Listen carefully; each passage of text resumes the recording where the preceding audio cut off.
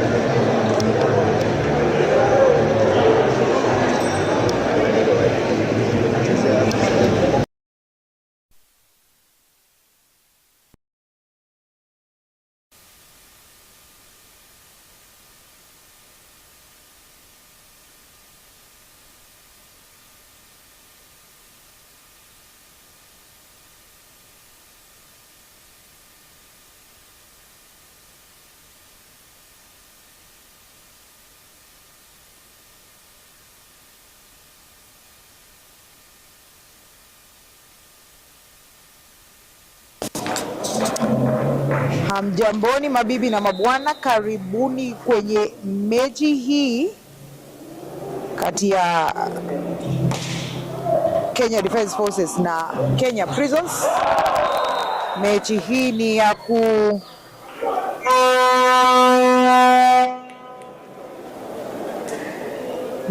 ya uamuzi ya nani atakayekuwa nambari 3 kwenye ligi kuu ya volleyball nchini. Mechi zote timu hizi zote zilipoteza mechi yao ya nusu finali, KDF ikipoteza kwa Kenya Ports Authority na Kenya Prisons ikipoteza mechi yao dhidi yao na Chema. Tujuze unatizama kutoka wapi? Matarajio yako ya mechi hii, na ni nani unafikiria atautoa ushindi wa ligi kuu nchini? Kumbuka mechi hizi zinawajia moja kwa moja kutoka uga wa Moi International Sports Center Kasarani. For those who are still on their way coming, we still have 2 more matches, the finals, second round, to happen immediately after this. But in the meantime, let us enjoy this action. Both teams seeking for a slot in the Africa Club Championships that are later going to be played early next year.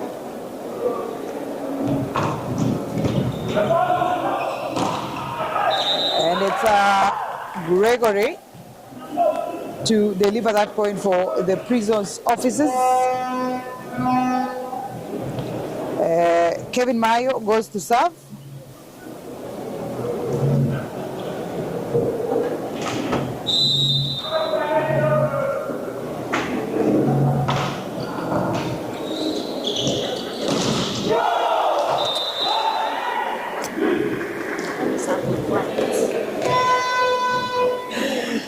And it's going to be KDF with the service.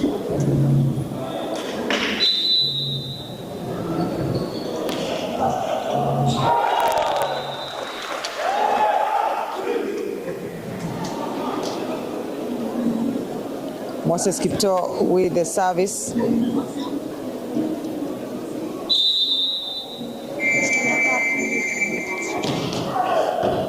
Maluki with that pick. Will it be Gregory once again securing that point for Kenya Prisons? And it's going to be Dennis Esokot. Ireke at the service court.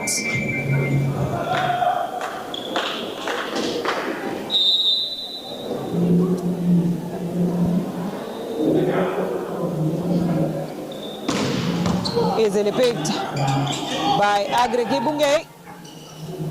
Kibunge spins it. Peter Kabata. Gregory once again. There's a net touch.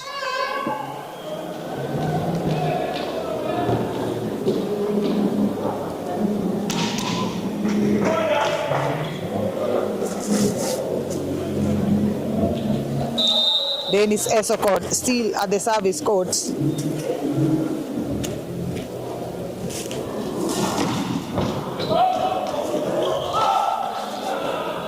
Well done by Kimutai.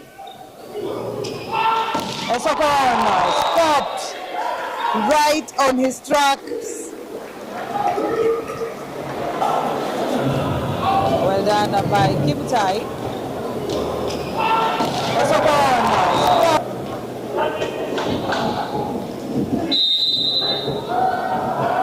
And it's going to be Agri Kibunge with the service. Easily picked by Maluki. Again, Gregory goes flying out of court. Does it? No, it doesn't. An error in attack once again by the youngster.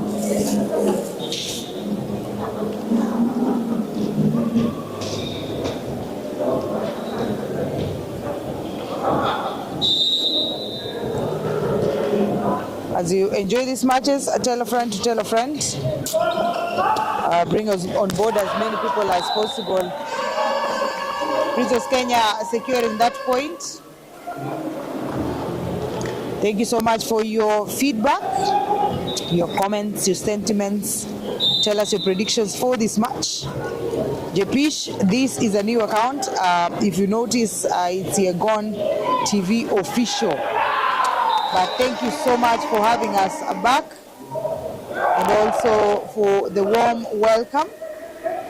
Caleb Msiando unasema best wishes to Prisons.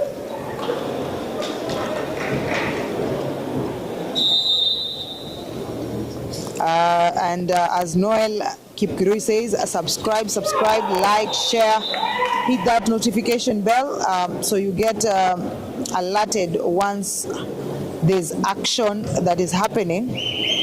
I promise you will not miss a bit. Rose Muyo unasema all the best ulinzi. Daisy Harrison pia unawatakia ulinzi kila laheri.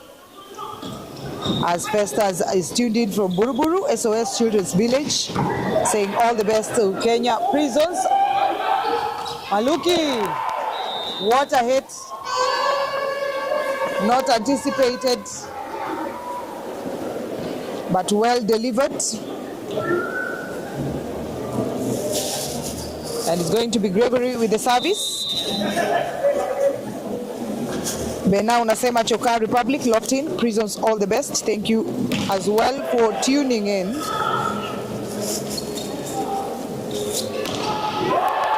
Charles Munene, I hope this match delivers the level of fireworks that you hope it should. Asante sana kwa kujiunga nasi. I hope you're doing well. Shadrack unatizama kutoka Kiptenden. Wishing Prisons all the best.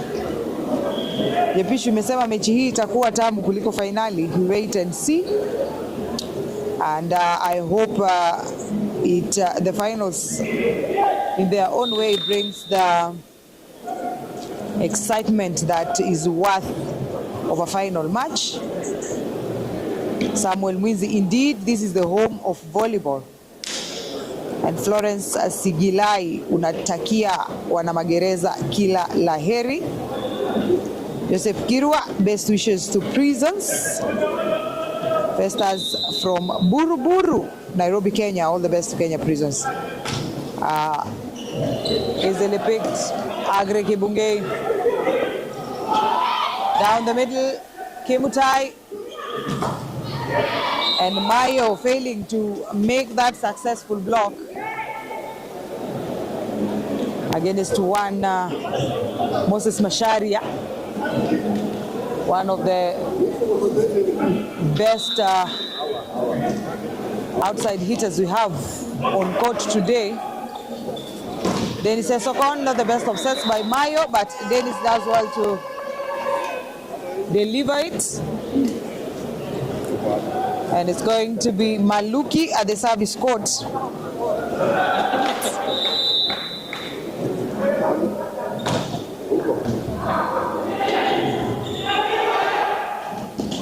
in play, Asharia, Kito, delivers.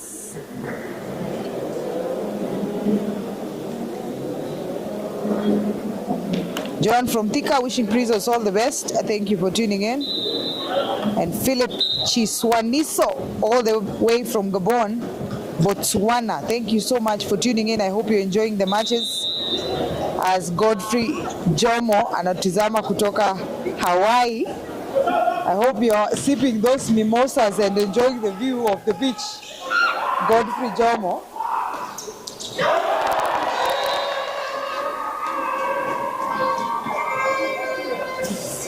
Tell us the experience and show us your ways. Tell us how we can get to Hawaii. And it's going to be Kimutai, Timon Kimutai with the service. Well picked. Agre Kibunge. Timona and Mayo could not stop him.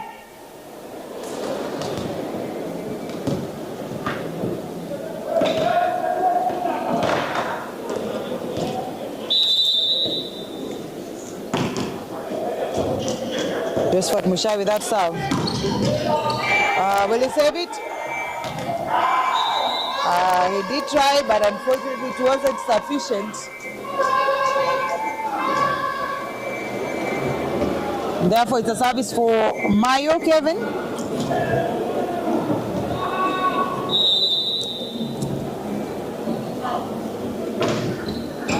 Easily picked. Agre down the line.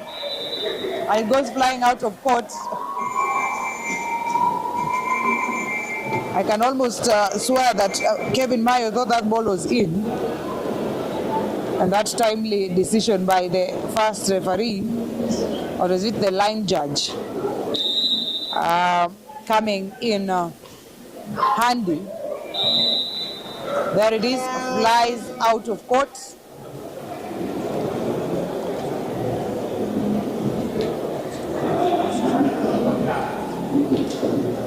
Moses Kipto serving for KDF.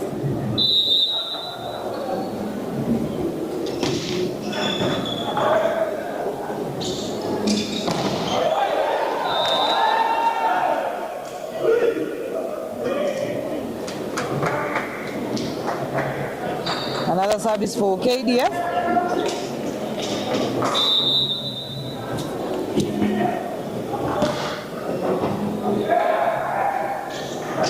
Esokon tipping it above the block. This time round, attempting to hit, but it goes flying out of court.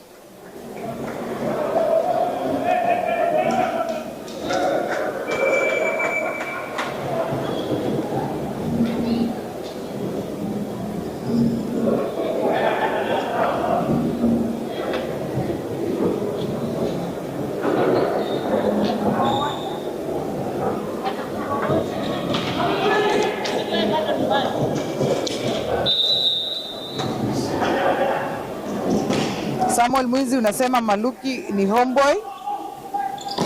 Maybe you are tuned in from Lavington. All the best KDF. Ndio kudonjo kufika. As Kondo Mkali unatutizama kutoka Watertown. Wishing Magereza all the best. Mayo Stevens unasema hii Hawaii ni ya Eldoret.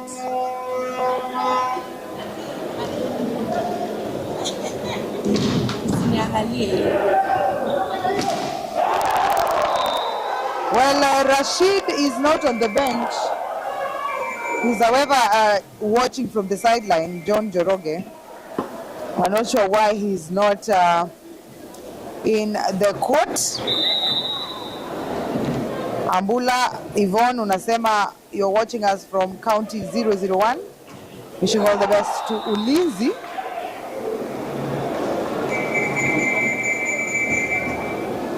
Alex K, we will rectify on that.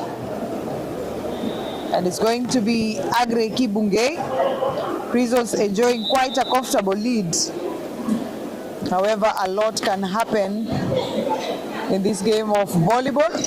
Maluki with that hit. Again, doing it in style.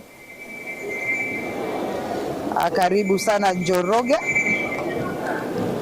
Kaylee of KDF, I will have to confirm that. Elio Muse is not with the team as well. Not sure what that is about. We will be telling you as soon as we find out. Jepish. Simon Bigen unatizama kutoka Eldoret, wishing the best team to win. Kolotultul live from Kipkaren River. Kila laheri kwa wana magereza. And a good serve by Kenya Defence Forces. Josephat Mushai.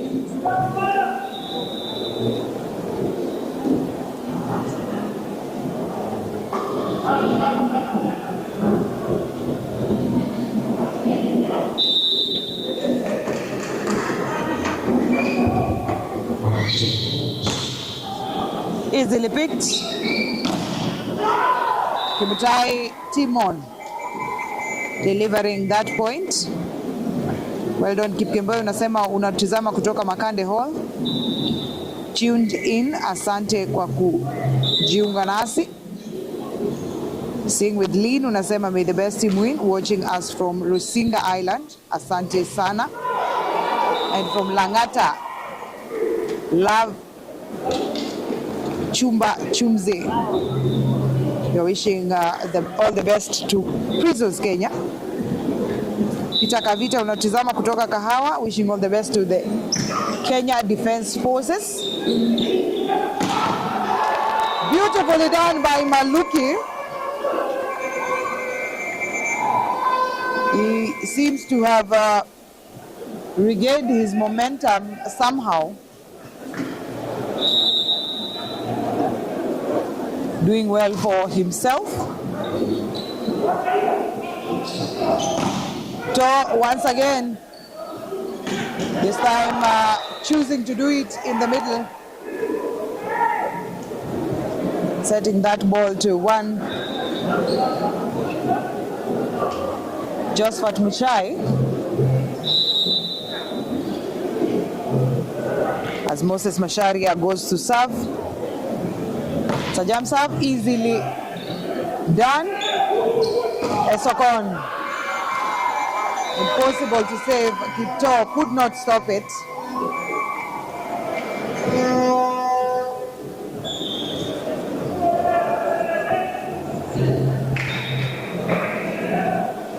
Substitution. Emmanuel steps in place of Kevin Mayo. I think an attempt by the head coach to solidify that block line. Curious to see who will be setting that ball once it's retrieved. Seeing as the setter and libero were not on court.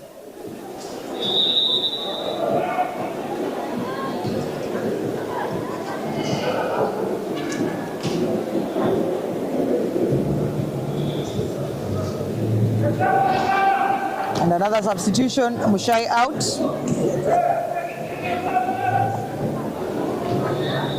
And his place comes in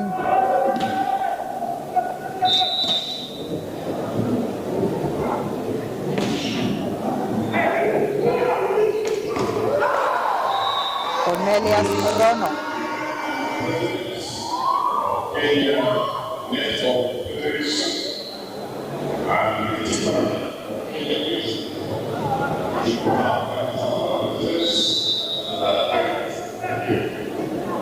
Kevin Mayo with the service. Agre Kibungei. Simply done.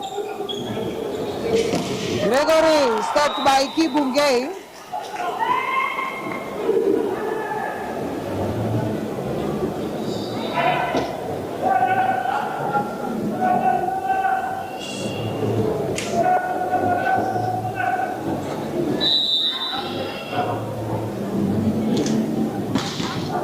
served by Kipto, easily picked by Maluki, Mayo, Esokon. And that ball goes flying out of court.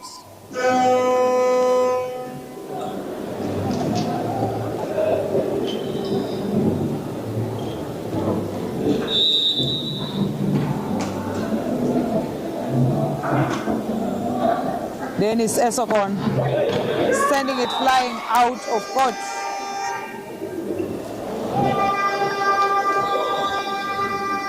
Substitution, in comes Bernard Kiplimo in place of Nick.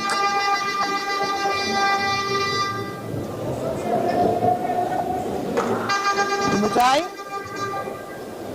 as one Kipto steps out and in comes Cornelius Collins Muya. I beg your pardon. Agre Kibungei, almost an ace, but still a point for KDF. Timeout by coach David Dennis Mokua of Kenya Prisons. Alfred Kimeli natizama kutoka Nanyuki. Ulinzi, all the best. Karibu sana John Njoroge. Mesha kunatizama kutoka Olkalau. Asante kwa kujiunga nasi. As Maluki from Kakuyu, Mumoni, Mwingi North, Kitui. Asante sana. Joshua Mulinge unatizama kutoka Eastleigh, Sun City. Asante sana. John Joroge for the ladies. It was a 3-1 win for KCB. Marcus from Machakos, all the best to Kenya Prisons. As Victor Manuel, you're tuned in from Kilifi. Well picked by Kibungei. Muya, not Muya. What an unfortunate turn of events.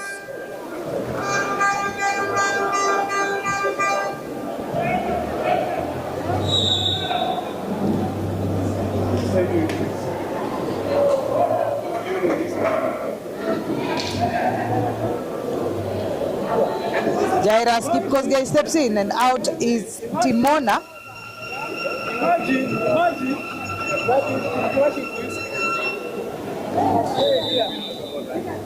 I think Jairus brings on the technical serves as well as the backward defense that is required to secure this set. What a hit.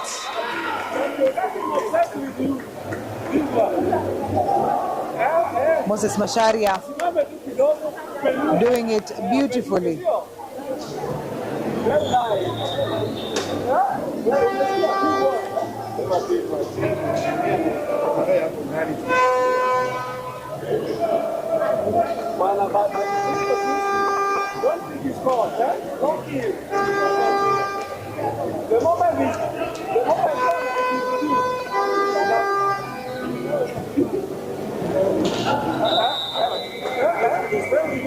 Amos Karani with the service.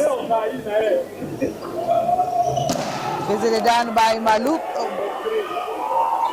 Gregory, simple spin, Peter Kabata. Maluki. Kibunge. What a finish by Moses Masharia. Masharia with that beautiful finish.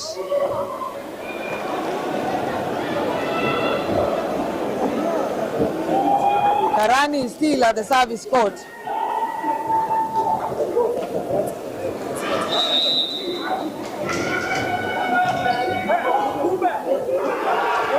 For the best of picks again, Moses Masharia. And this time round, Gregory says no.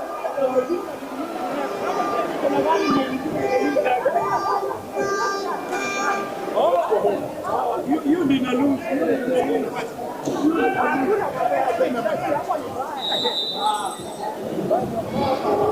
Gregory with the service. There was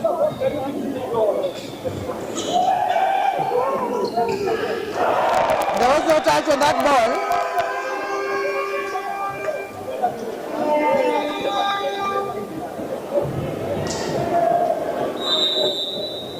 Josephat Muchai sending it flying out of court. That marks the end of the first set. Kenya Prisons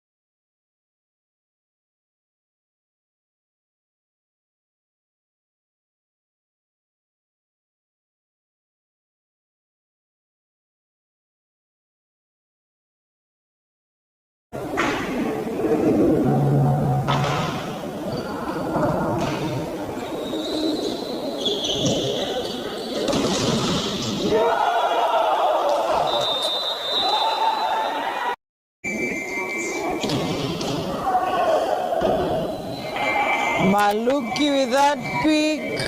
Will it be Greg?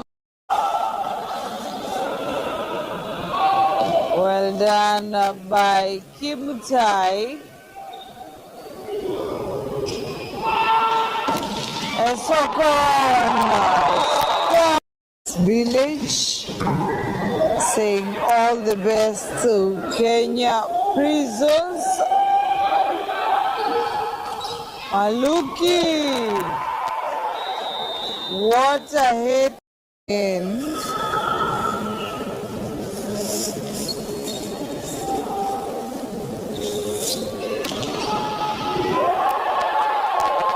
Charles Munene.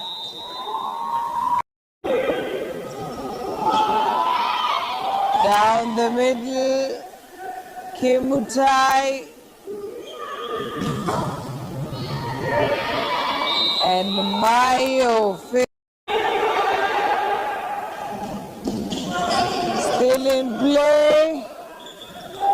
Asharia. Kito.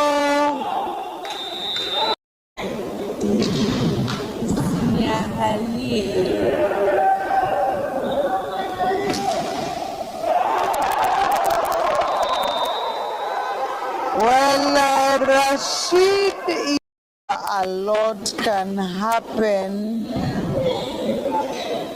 in this game of volleyball. Maluki with that hit. Kenya Defense Forces.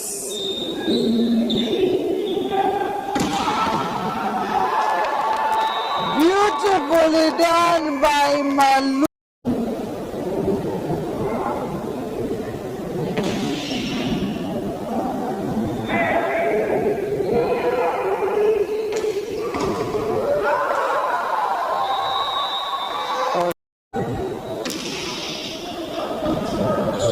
Simply done.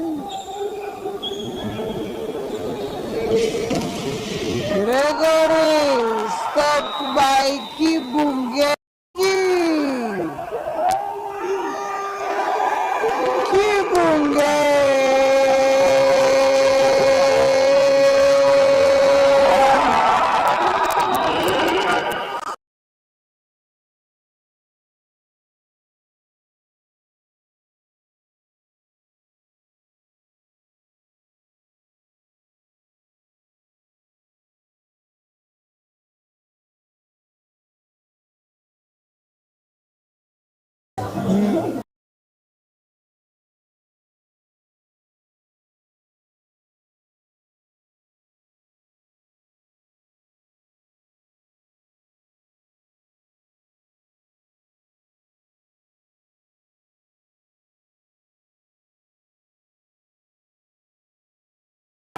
And welcome back, ladies and gentlemen, to the start of the second set. The first set having gone to Kenya Prisons 25-23. Remember that this is the playoff match between KDF and the Kenya Prisons.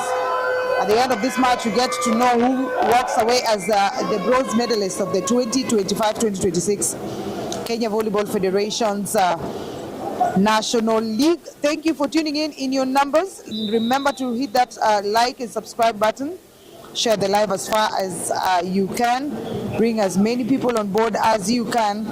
Tell us where you're watching us from. Tell us your predictions for the matches. This particular match, are we looking at a 5-setter? What are your experiences, expectations for this playoffs final weekend?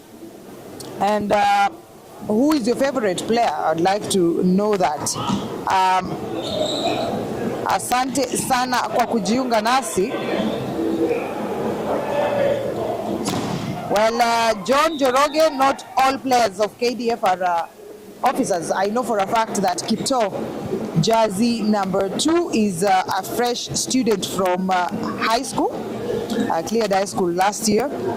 So another platform to explore his talent and make his presence seen and felt, and hopefully make it through to the Wafalme team, the national team of the Kenya, or rather the Kenyan national team.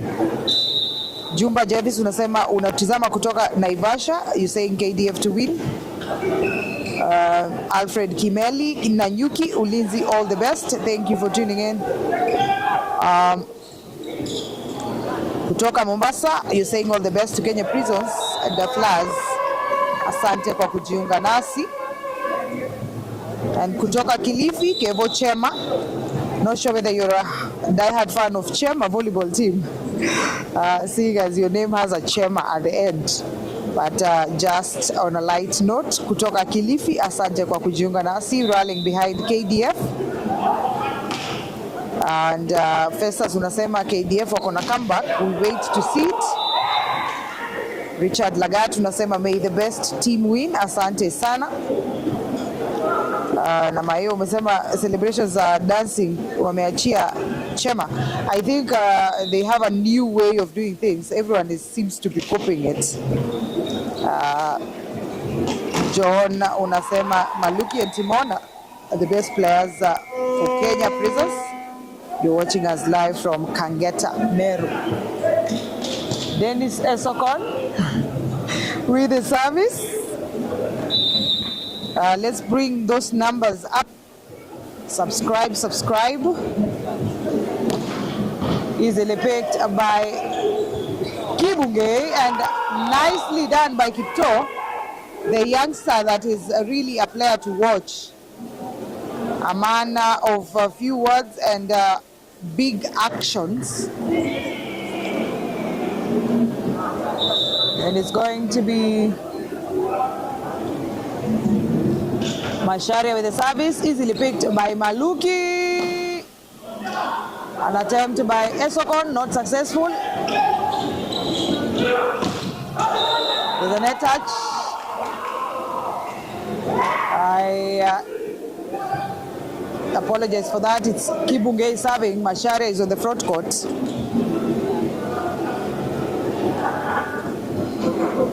Olotultulu unasema pamoja hadi finals. Asante sana, uko nyuma ya wana magereza mpaka tamati. The referee indicates that there was indeed a net violation, and we keep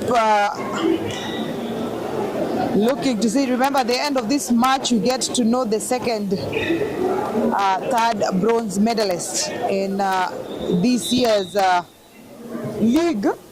With the first ones being the Kenya Commercial Bank Ladies Volleyball team after beating DCI 3-1. The match coming up next is between Chema Volleyball team and Kenya Ports Authority, aka the Blue Submarines, who will be battling it out for a chance to become the kings of volleyball in the 2025-2026 season. Beautifully done by Esokon, completely catching KDF out of position.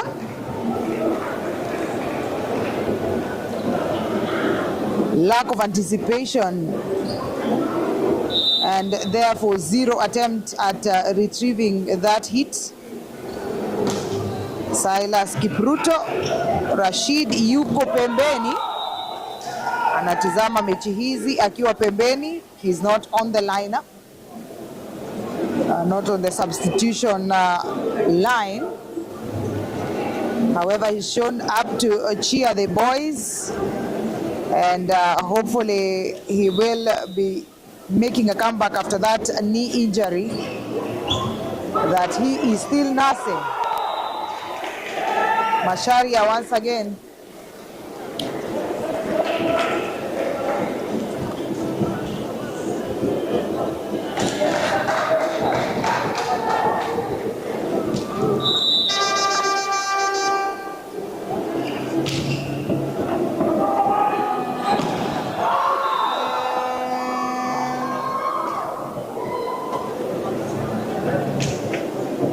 And a quick response by Maluki,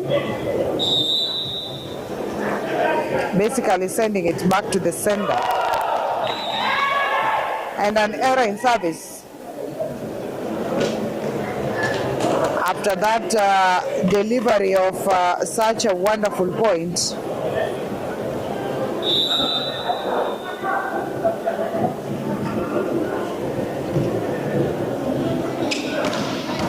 Peter Kabata picks it.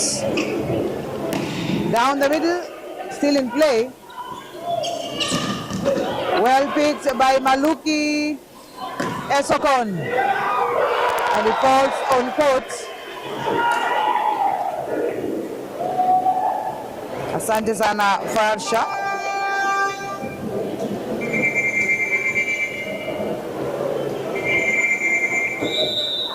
Macharia will be serving. A possible jump serve. It is a jump serve that flows out of court.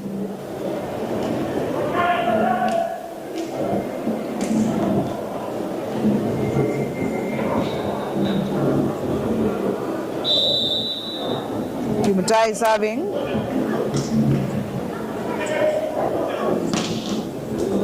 Well picked. Ito, not sufficient. Esokon, again, the diagonal.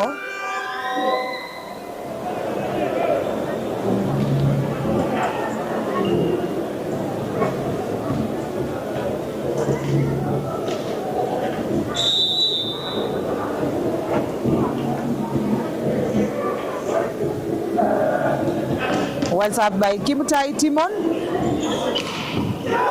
Kibunge, aka Pasta, with that beautiful delivery of that ball.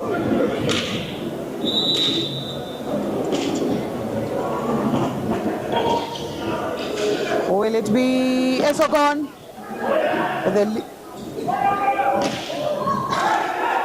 Still in play. Does it go across? The referee says play on. Timona. The dodge that sends the ball still in play. Not sure whether that ball was still playable. But a point for Prison's volleyball team. Almost as if that ball had indeed touched the ground on the KDF side.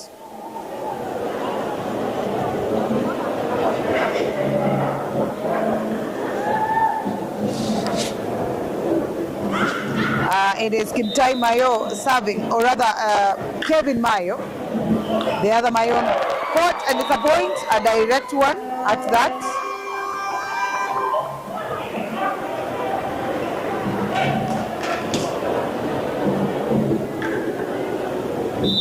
Kevin once again serving.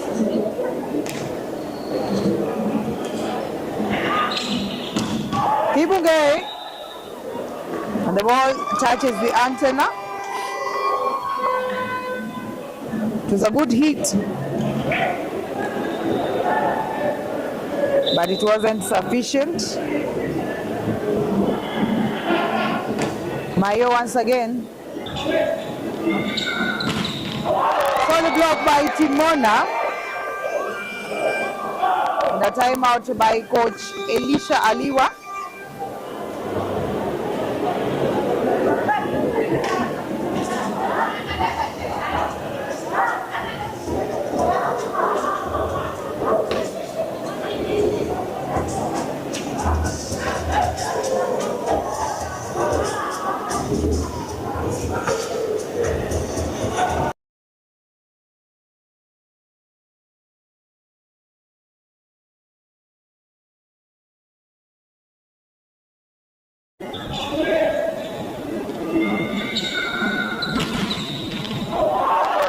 Solid block by Timona.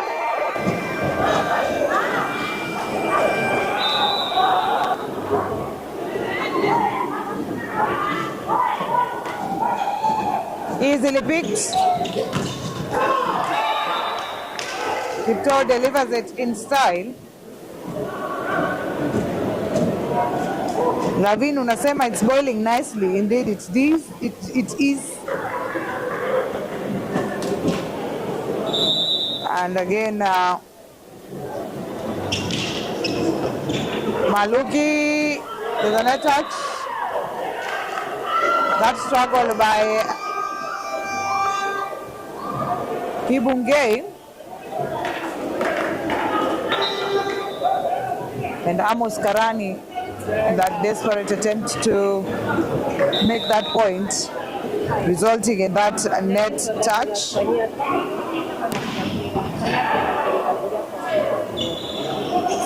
Well, Festus Maputo has not featured for Kenya Prisons this season. He, however, has been playing for Rwanda, APR. Therefore, he is not allowed to play for the Kenyan League until possibly he transitions to that in the next season. I'm not sure whether that is going to happen. However, he will be in the court for Prisons during the Kenya Cup tournament, and we'll also be seeing other players from different teams who have gone out for professional stints featuring for their respective mother teams, the likes of Enoch Mogeni for KPA, also Abiud Mele Kosirai for General Service Unit. We'll be seeing Meldina Sande for Kenya Prisons Ladies team, and Sharon Chepchumba for KCB. Not sure whether we'll be seeing Veronica playing for the Oilers. But yeah, quite an exciting experience we're expecting to have in the coming weekend in the Kenya Cup ladies semi-finals and men's quarter-final matches. We've also seen new signings of players from different countries like Uganda, Nigeria, and possibly Sudan. And it's a serve out by Timona.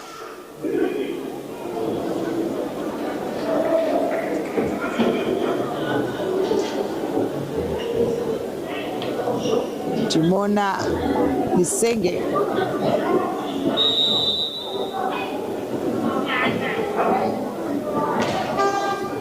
Dennis Esokon. Maluki, or rather Gregory, formerly of Equity Africa. He has since joined the Humble Soldiers after getting employment with the Kenya Prison Service. He's now a qualified prisons officer.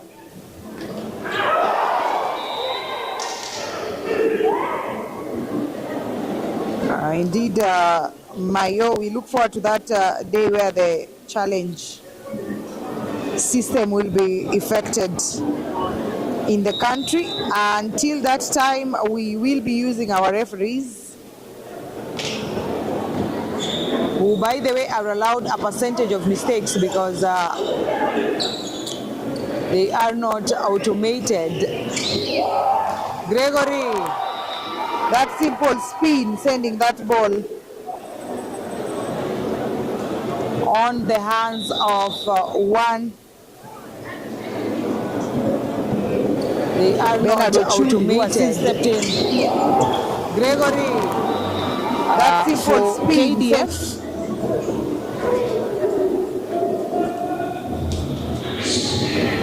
Thank you so much for those who are tuning in. Dennis Esokon, asanteni sana kwa kujiunga nasi.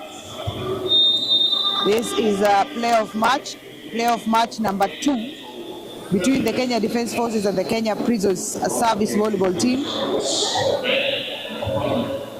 where Kenya Prisons managed to take the first set 25-23. Earlier on, we witnessed the first playoff match between Kenya Commercial Bank and DCI, where Kenya Commercial Bank clinched that third position by beating DCI 3-1.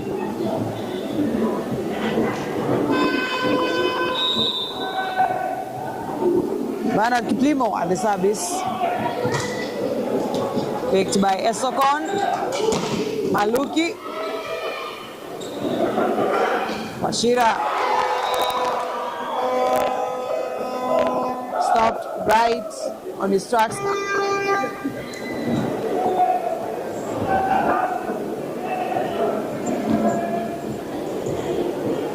Macharia failing to deliver that point.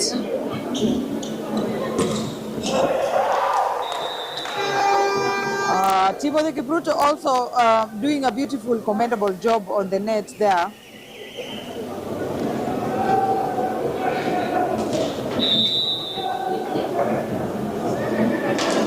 Maluki with the service, blocked by Mayo. The ball goes flying out of play.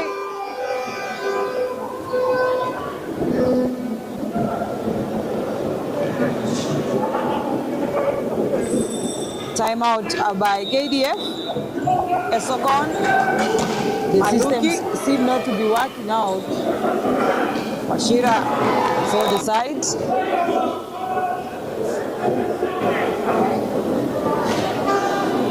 Dennis Esokon. Maluki. Well, the first one, Maputo has not featured for Kenya Prisons this season.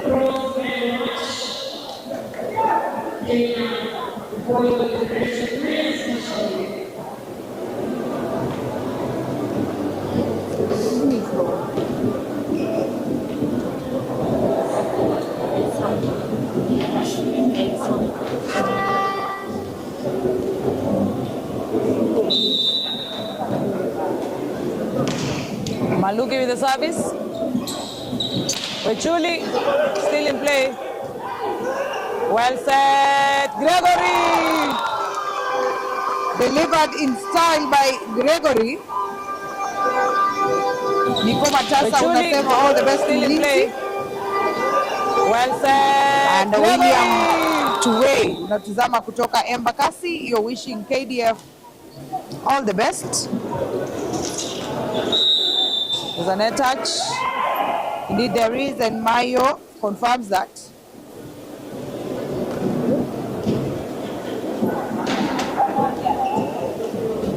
And it's going to be Macharia serving for the defense forces.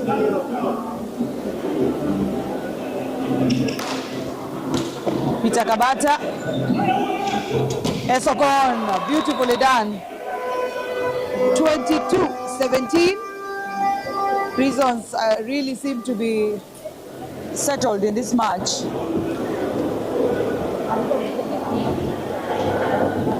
They're doing quite well.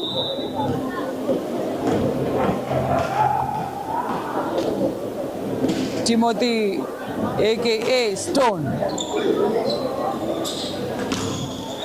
Ball is still in play on the Kenya Prison side.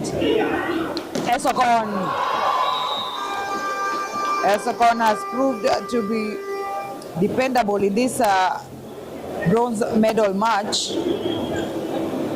and I'm sure Prisons are wishing that this was another chance at the semi-finals. The general performance of the team left a lot to be desired. Hilary Kiplimo unatuzama kutoka Ruiru Prisons Training College, wishing Prisons Kenya all the best. Thank you for tuning in.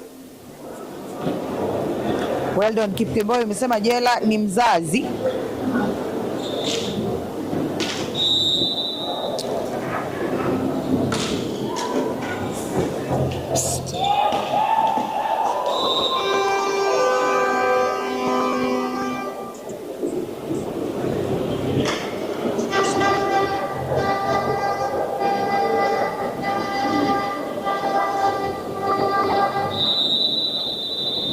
And it's Kevin Mayo with the service. Serves it out of play. 23-19.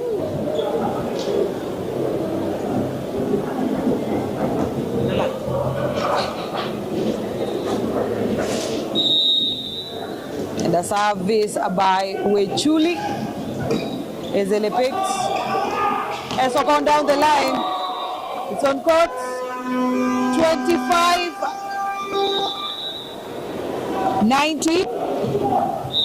End of the second set goes to Kenya Prisons. They now have 2 sets against KDF, who down the line yet to get any set. Yes.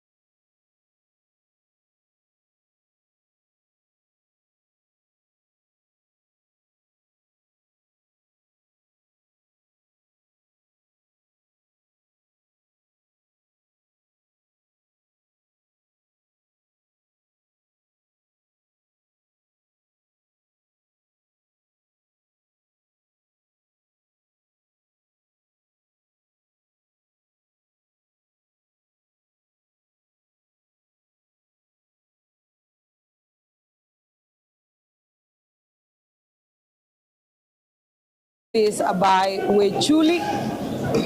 Ezele picks. Esokon down the line. Play. on the Kenya Prison side. Esokon.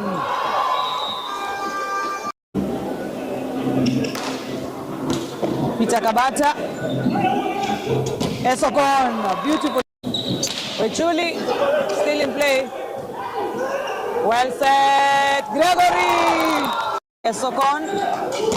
Maluki. Wachira. They are not automated. Gregory. That simple spin sent Dennis Esokon. Maluki. Well, Festus Makuto has not featured for Kenya Prisons this season. Maluki with a net touch. Easily picked. Kiptoo.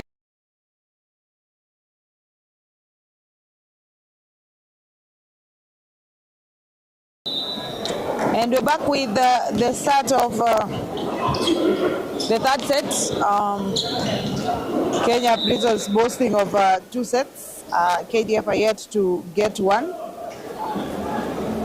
William Morek unasema the Humble Soldiers, unasema hii ni maini, hata kibogoyo anaweza kutafuna. Kiplimo, you're tuned in from Gecha, Limuru Sub-County. KDF to make a comeback. Is a net touch, or is it indeed there was a net touch? Coach Dennis Mukua choosing to start on Timothy Kipruto, and Kiptoo is back on court after that substitution, replaced by ball. Is it? No, the ball is out.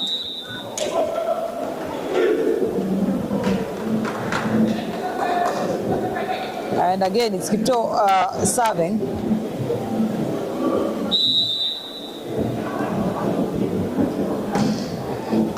Picked by Maluki.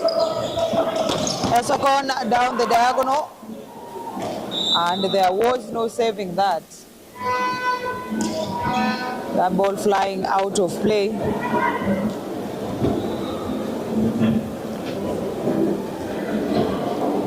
Timothy Kipruto goes to serve.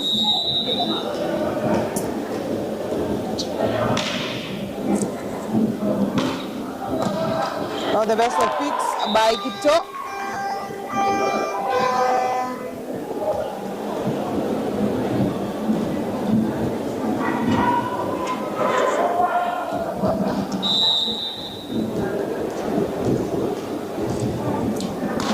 Elid Samoei encouraging him right there, and the ball, a double contact of the ball as it goes across the net. That is a violation according to the recent changes in the volleyball rules. The modifications keep happening. Kibuge off the hands of Kevin Mayo.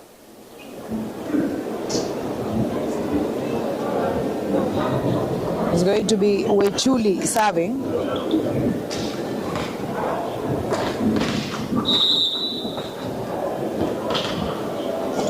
Wechuli well served.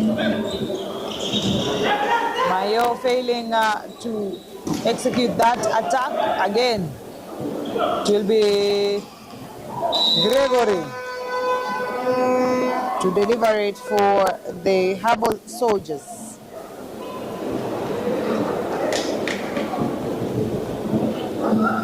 Kevin Mayo serving.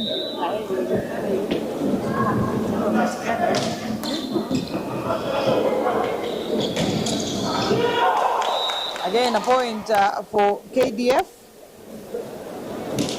John Kurgat natizama kutoka Nyahururu Town, wishing Kenya Prisons all the best. Asante sana kwa kujiunga nasi. Muya with the service.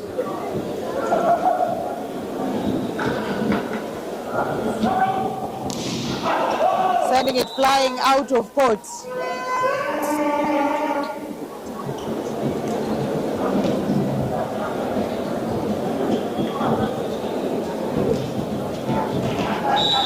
As Esokon goes to serve for Prisons Kenya in the same fashion, but it's on court this time. Esokon and a 3-man block mount by KDF stopping that attack.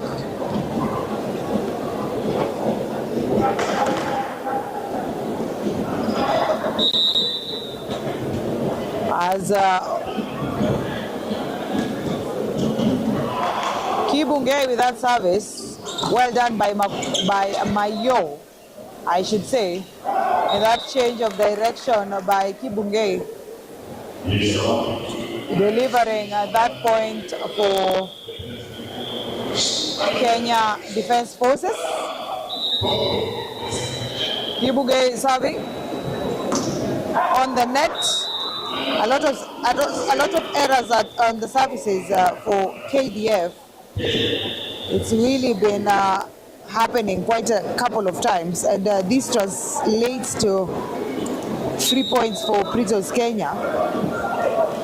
And they really are considering that they're actually leading in regards to the sets. It really it should be a concern for the coach Elisha Aliwa, because at this point every point counts.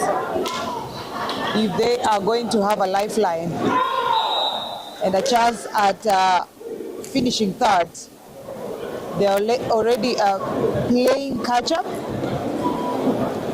in regards to the sets,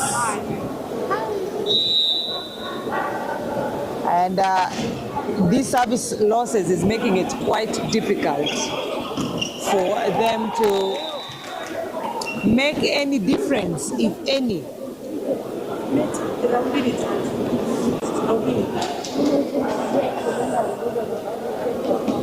I can see the fan base for Chema are slowly trickling in.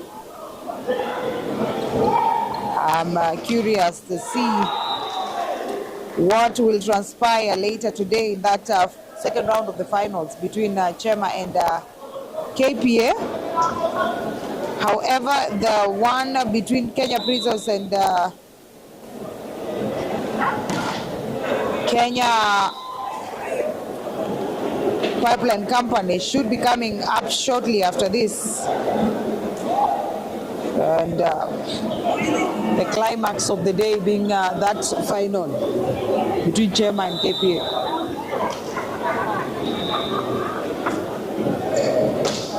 Beautiful serve by Gregory and a solid block by Mayo. Kevin Kito could not break through that block. Beautiful serve by Gregory. Elmin unasema Prisons to win, please. They're doing well. Whether that will be sufficient, we wait to see. Looking at the scores right now, it's KDF in the lead.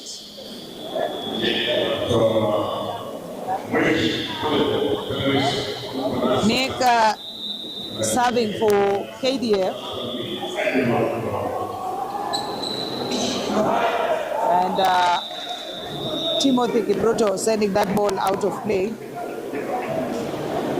I'm not sure whether, tell me what exactly is happening. What are you getting on your side? Alfred Musyoka, baada ya mechi hii naona akina dada wa Kenya Prisons wakibadilisha, wakijitayarisha kuingia uwanjani. So it's possible that the match that is the first final, second round that will be happening will be between Kenya Prisons and Kenya Pipeline. Alafu mechi ile kati ya Kenya Ports Authority na Kenya na Chema itafuatia baada ya mechi hiyo. There will be a launch at around 3 p.m. or is it 5 p.m.? A launch of the finals by the sponsors, Bet Power. We will be guided accordingly when the time comes. Yes, there's one player on the KDF side. I think the former jersey number has been blocked off, and another written or rather using a pen. That's why it's not quite visible to the eye. Seeing that the block on the jersey number is done in white tape, and the jersey itself is white in color. Ezra Yeko anasema mashabiki wa Kenya Pipeline should kindly mark your attendance. Mwalimu wa maths, tafadhali confirm for me whether the sound is clear on your end.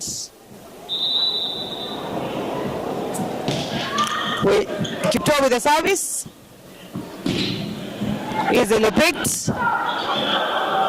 Muya delivering it in style.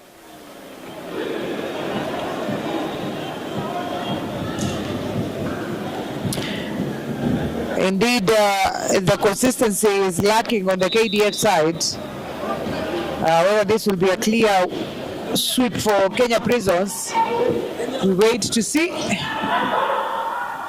Not sure that move by Esokon was the right one. Still in play.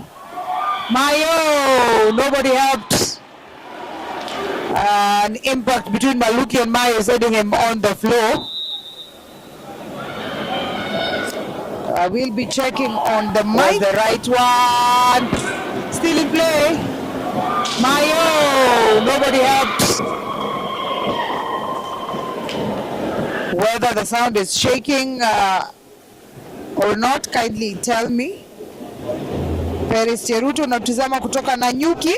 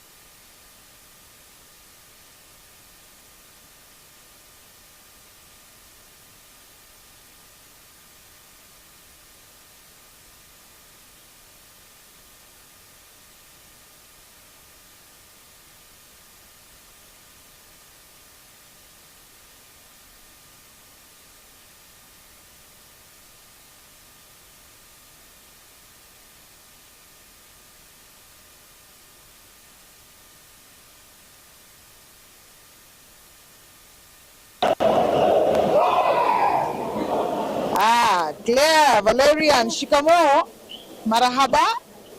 Umepotea sana dada yangu. Waambaje habari ya County 001? Tell me kindly if the sound is okay.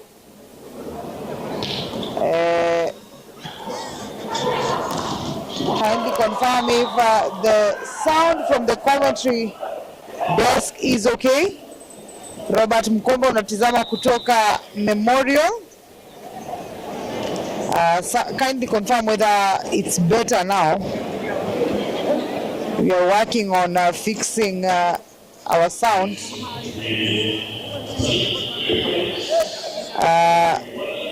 We will be working on that.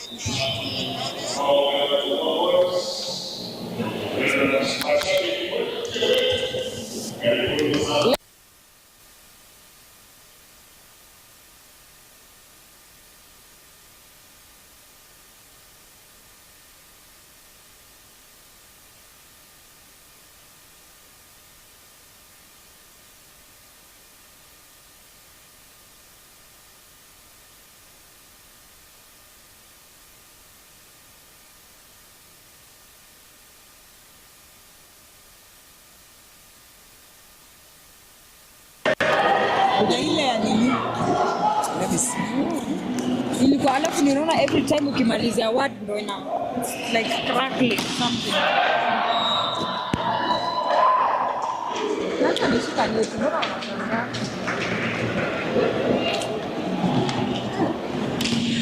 And with that service, it's going to be Wechuli serving. Again, please confirm whether the sound is okay.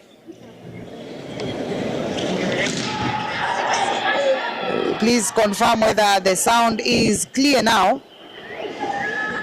Daniel Mwizi unatizama kutoka Nanyuki, wishing all the best to Kenya Prisons. Well, Sylvan Drono. The first final match is happening right after this match between Kenya Prisons and Kenya Pipeline Company. The second round of the final. The first one happened yesterday where Kenya Prisons won that match 3-1. Asanteni sana for that feedback. The last final of the match will be between KPA and Chema. Thank you so much for the feedback. And it's going to be Esokon. Simply done, secures that point. Hilary Kibet, you're watching us from Lolakir School, Kajiado South. Thank you for tuning in. Kolo Tultul, Asante. It is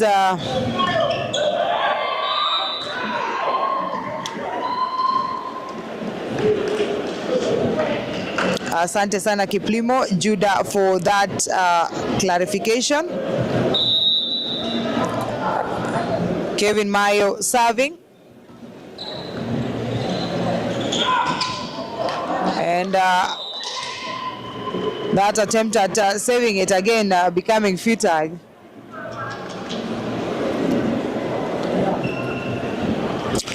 It is going to be Muya at the service court. KDF has since taken the lead, leading the scores 3 points clear. Muya serving on the net. Again, those errors in service.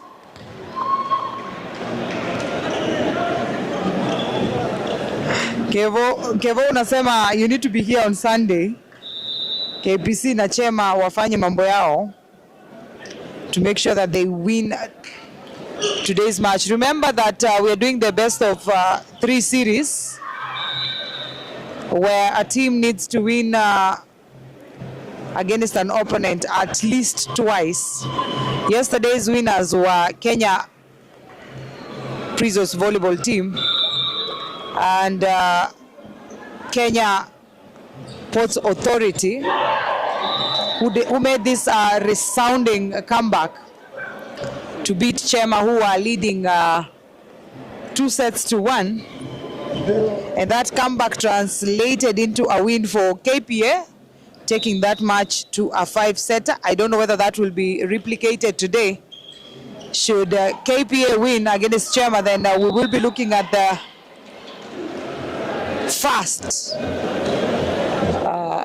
the winner of the Kenya Volleyball Federation's National League 2025-2026 season to be KPA for the first time. It is a feat that they've never achieved. For Chema, should they win, it will be the icing on the cake, having stepped for the first time into the first division of top flight volleyball after playing Division 2 in last season, being promoted to Division 1 and now winning the title. It will be something that will be happening for the first time. It has never been experienced before.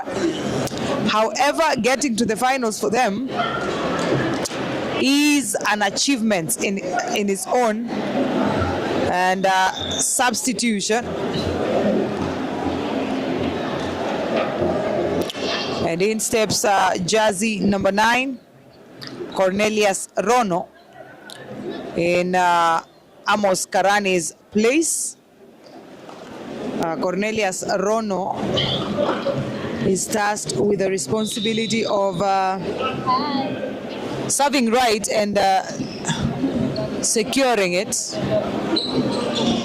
Gregory, Nick saves it. Kipto blocked by Timon Kimutai.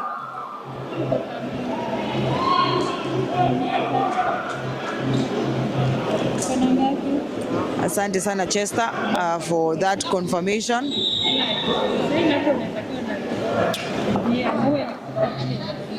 Substitution, Emmanuel steps in place of Mayo.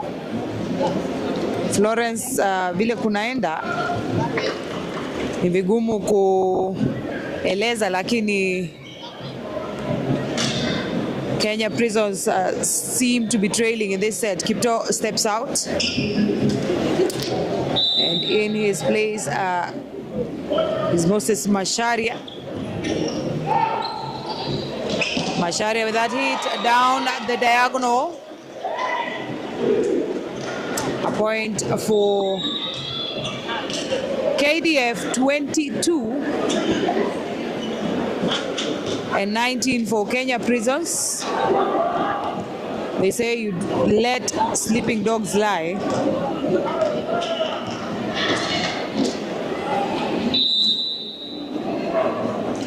John Mukuzi, it's wonderful to have you here. Thank you for tuning in. Richard Lagat unasema it's going to be an easy win for KPA. Down the middle by Timon. Agre Kibunge, it's a headshot. It's a headshot. Dennis Esokon on the receiving end. And a timeout by Coach Dennis Mukua. By Timon. Agre Kibunge, Dennis Esokon needing that breather. Down the middle by Timon. Agre Kibunge, it's a headshot.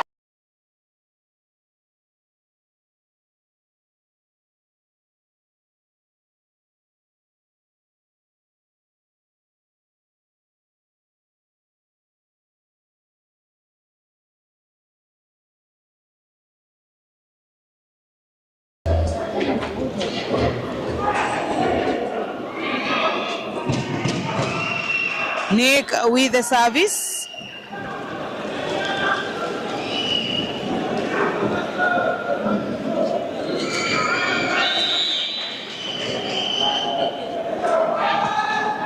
Easily done. Timon Kimutai, the ball is on court, or rather there's a net touch. The ball is not on court. It did go out of play.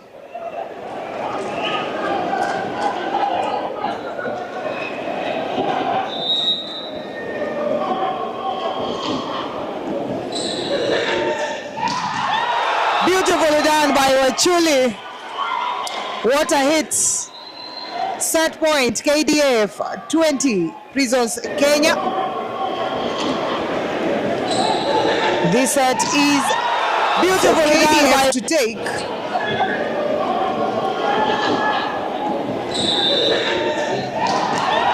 Beautifully done by Hilary Kibet. Unasema you're tuned in na walimu wenzako Mr. Kirui and Mr. Barasa from Luya Land. Thank you for tuning in. And it's 21-24. A lot can happen if Kenya Prisons are consistent and careful with those mistakes. This could easily end here.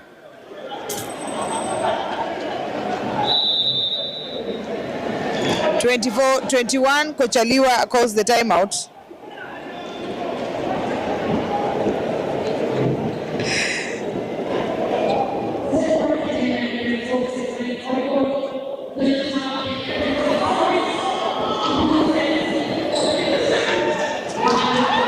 Beautifully done by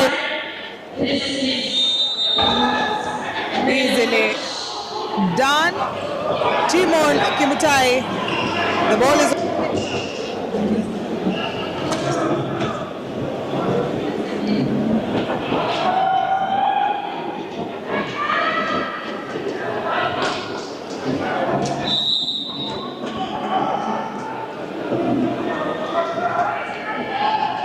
Service by Timon Kimutai.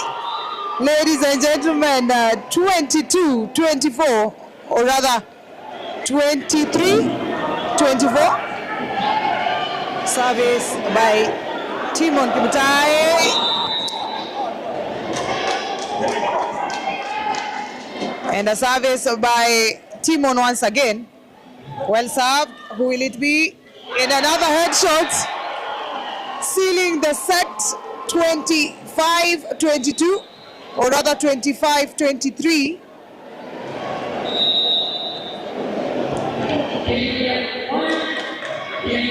Third set goes to KDF. And a service by Timon once again. Well served. Who will it be? And another headshot. And a service by Timon once again. Well served. Who will it be? And another headshot. And a service by Timon once again. Well served. Who will it be?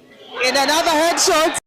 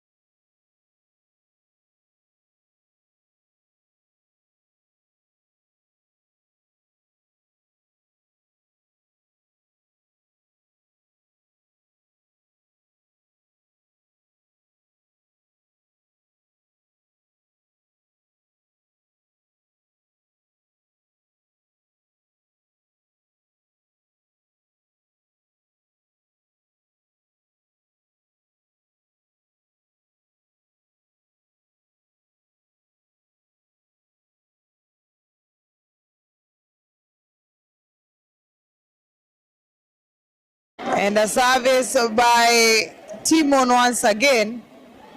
Well served. Who will it be? And another headshot.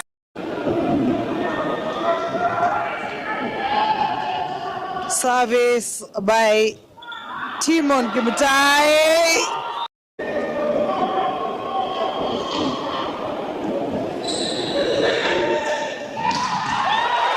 Beautifully done by easily done. Timon Kimutai.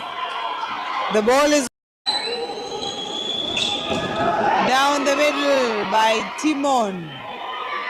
Agre Kibunge, it's a headshot. Is Moses Macharia. Macharia with that hit down the diagonal. Nick saves it. Kipto blocked by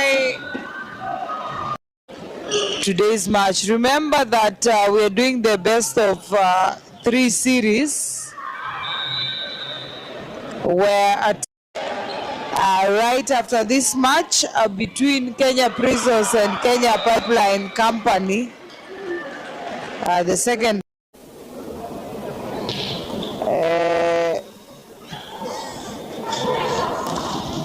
kindly confirm if the was the right one. Still in play.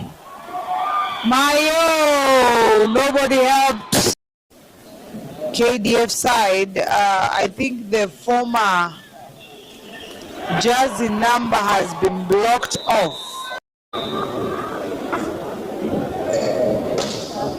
Beautiful serve by Gregory. And we are back with the start of the 4th set in this second playoff match. between Kenya Prisons Service volleyball team and Kenya Defence Forces. Defence Forces have since taken the third set, 25-23. Muya with that hit. We might be looking at a comeback and what looked like a 3-0 win, a clean sheet for Kenya Prisons, turning out to be a 5-setter. Well picked by Peter Kabata, and Esokon finishes in style.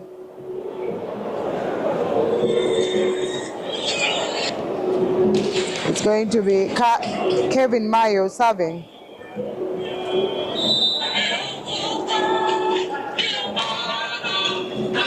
And Muya, Kabata, and Gregory with that beautiful finish. Kevin Mayo serving.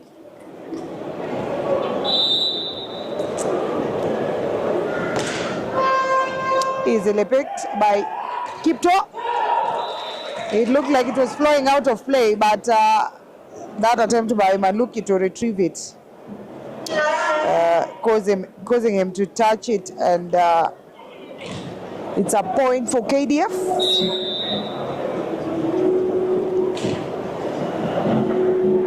Moya with the service.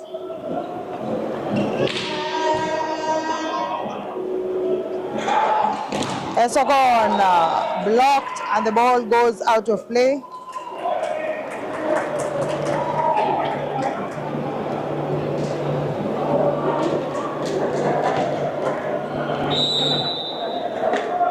And it's Dennis Esokon serving.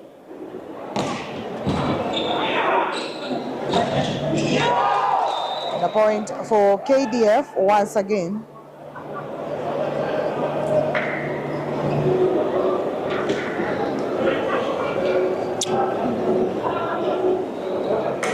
Agre Kibungei serving.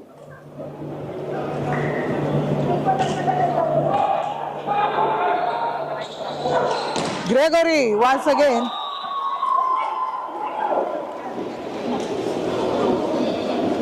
As Timona goes on to serve.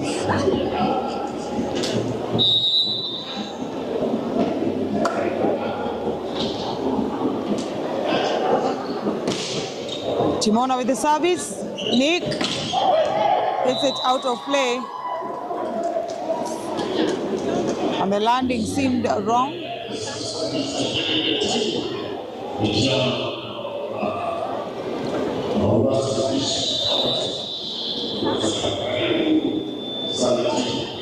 Timona easily picked. Muya blocked by Maluki.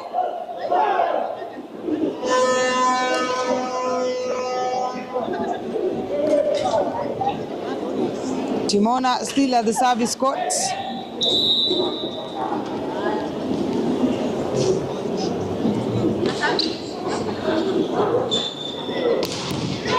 Beautifully done by Kipto, and well set by Nick.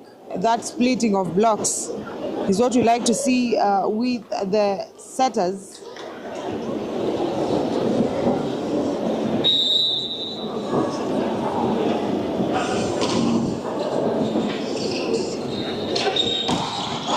And Gregory hitting that ball off the hands of Kipto of KDF.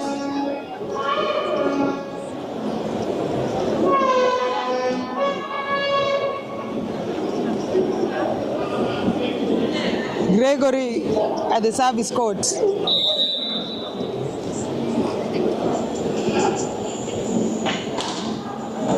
Easily picked. Kipto again. Kipto with that finish.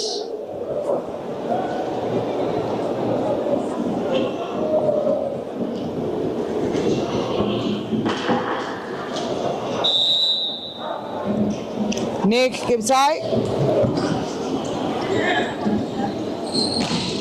Maluki easily picked.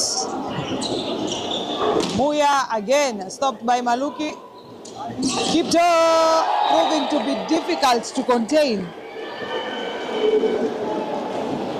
He really is stepping up Muya in this again set. stopped by Maluki. We might have to wait a little bit longer difficult for to that final match between Kenya Prisons and Kenya Pipeline, and this trajectory might easily take this match to a 5-setter, seeing as Kenya KDF Prisons and Kenya Pipeline are making this trajectory might come back. Almost as if they just woke up from their slumber and realized that this is a knockout match and they need to fight for a position or a chance to participate in the Africa Club Championships that are slated to happen later next year.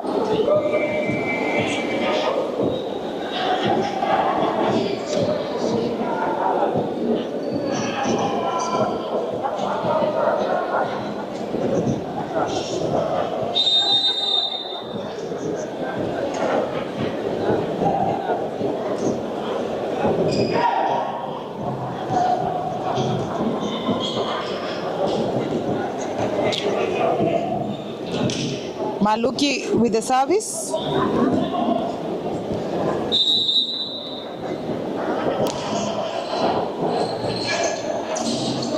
Muya picked by Gregory Esokon. Kibunge. Esokon. It's a block out. The ball flying out of play.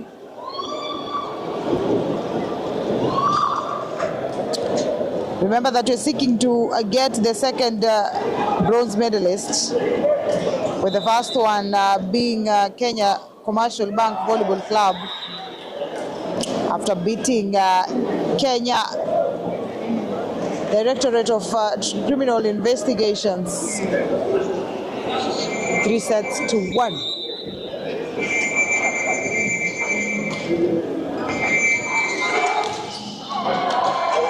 Peter Kabata picking that rebound. Esoko, not the best of sets by Mayo. Still in play. Mayo choosing to finish it. Like, let's finish this menace once and for all. It was almost turning Esoko, out to not be the best of sets by Mayo. a friendly match. Still in play. Mayo choosing to finish.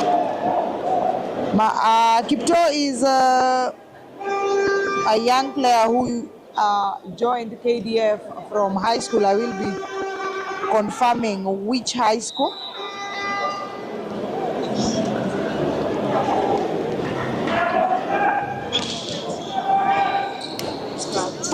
Easily done. Kipto once not. Wechuli once again. The rebound is up. That struggle between Esokon and Maluki. The ball is still in play. Gregory with that finish. Who will it be? Down the middle. Wechuli finishes it in style.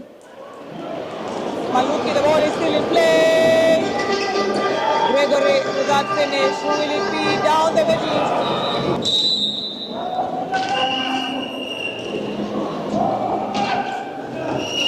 Picked by Maluki. And Gregory sets it right into the block. Esokon did not even attempt to follow it, lest he risks another headshot. Thank you for that clarification. Moses Kipto was from Chepsaita School. And a service out of play by Wechuli. Bounce. Esokon, not the best of sets by Mayo. Chepsaita High School is in Turbo. Uasin Gishu County, Farouk Grounds. What a detailed explanation that is.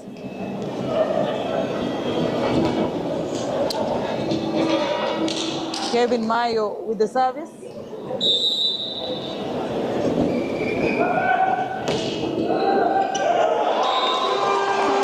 And a point for Prisons Kenya.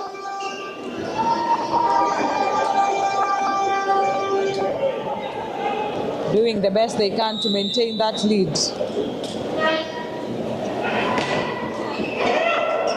This time round, cancelling it by serving on the net.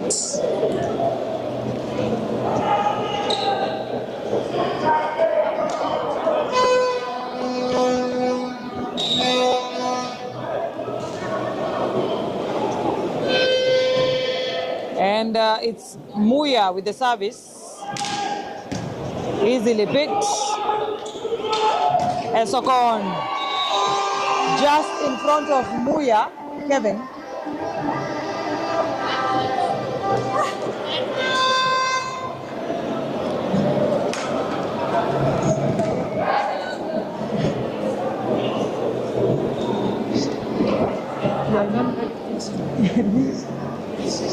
There is Esokon with the service.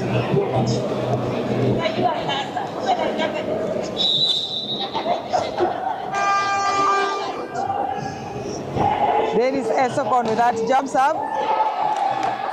And he's still in play. Peter Kabata Maluki. And a net touch by Gregor, or rather, Nick Kimtai. Fidel unasema keep going team Ulinzi. Prisons Kenya still enjoying the lead. Another serve on the net by Dennis Esokon.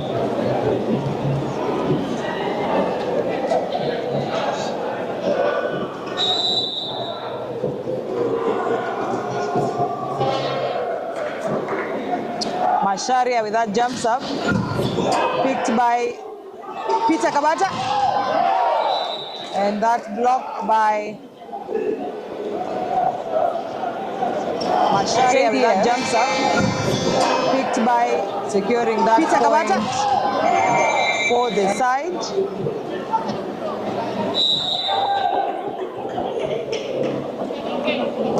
Macharia still at the service court. Maluki picks it down the middle by Dennis Esokon. That back row attack.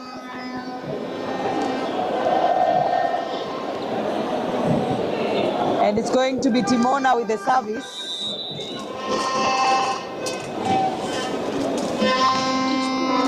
Easily done.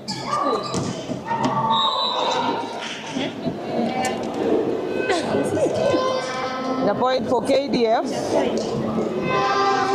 with Wechuli stepping onto the court.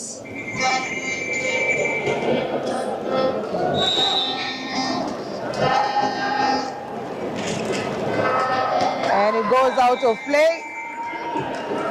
Simple serve that flies out of play. And it's going to be Gregory serving.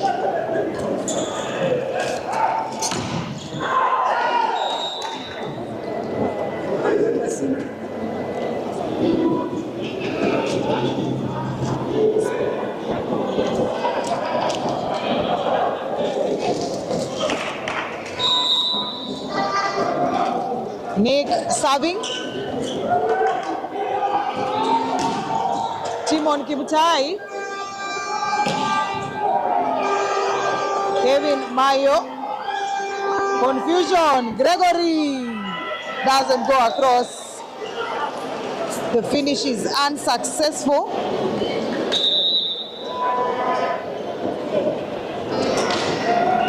Maluki picks it in a timeout by Down the middle A timeout by Dennis Esokon. Kenya. Macharia with that jump serve. Picked by Peter Kabata.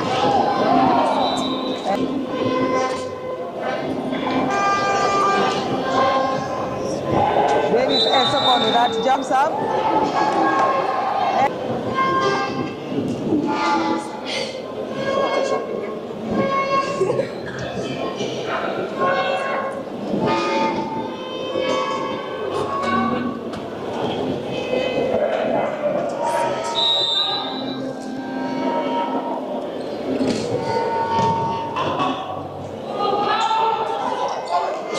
Maluki.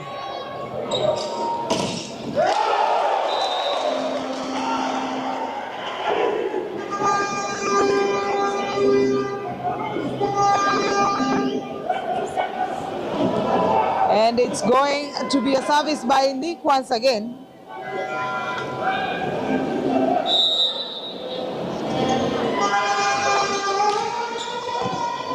Prison still in the lead. It's too high. Muya, or rather Kipto, delivering that point for KDF.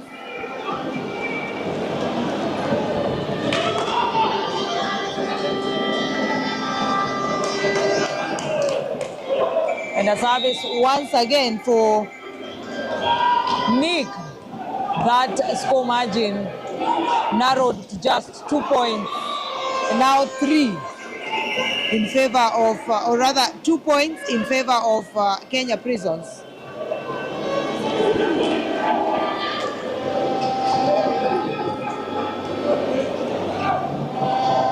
Substitution.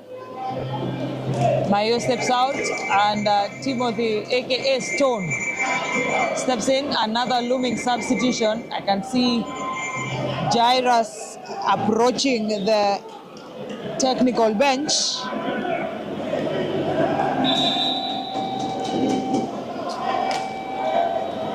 Easily picked. And again, no, it's not. The referee saying it did touch the ground. From the look of things, it did not. But like they say, the referee's confusion is final. Or is it the referee's decision, I beg your pardon, is final. Munyasi, unasema kuna aliyesema kwamba KDF watatu surprise. Tunangoja kuona.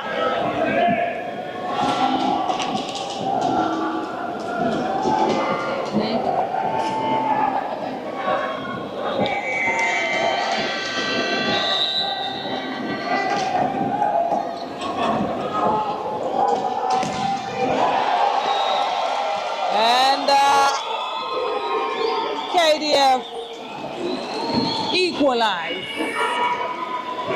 19-19.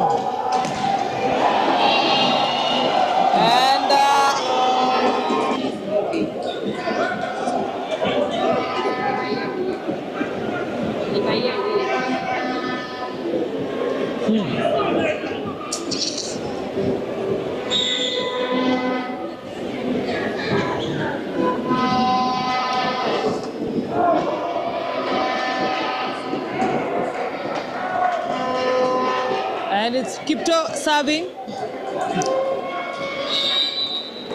Kaboso unasema the fifth set is imminent.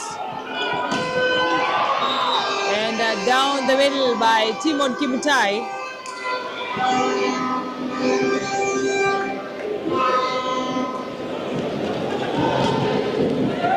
And it's going to be Kimutai serving once again.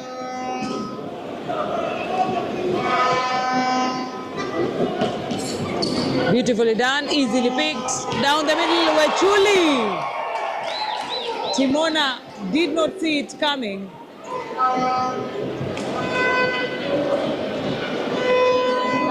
And it's Wechuli who goes on to serve. Beautifully done, easily picked. Down the middle, Wechuli. Esokon down the line. Muya. Esokon once again. This time it's a point. Esokon secures it. Muya, 21-20. Esokon once again. This time it's a point.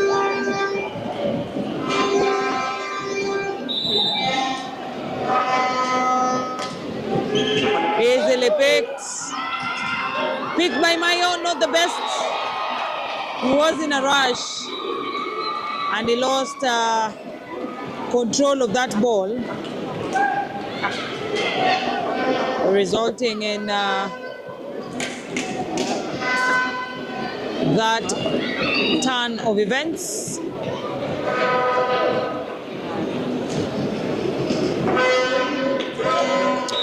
The captain for Kenya Prisons is Jairus Kipkosgei. However, the playing captain is Kevin Mayo. Dangerous turn of events. Again, Mayo has it. He does not control it. Things are boiling nicely. The playing captain is Kevin Mayo. And a timeout by Dennis Lukua. The pressure seems to be building on the prison side. The playing captain is Kevin. Obvious mistakes happening. Dangerous turn of events. KDF in the lead, 22-21.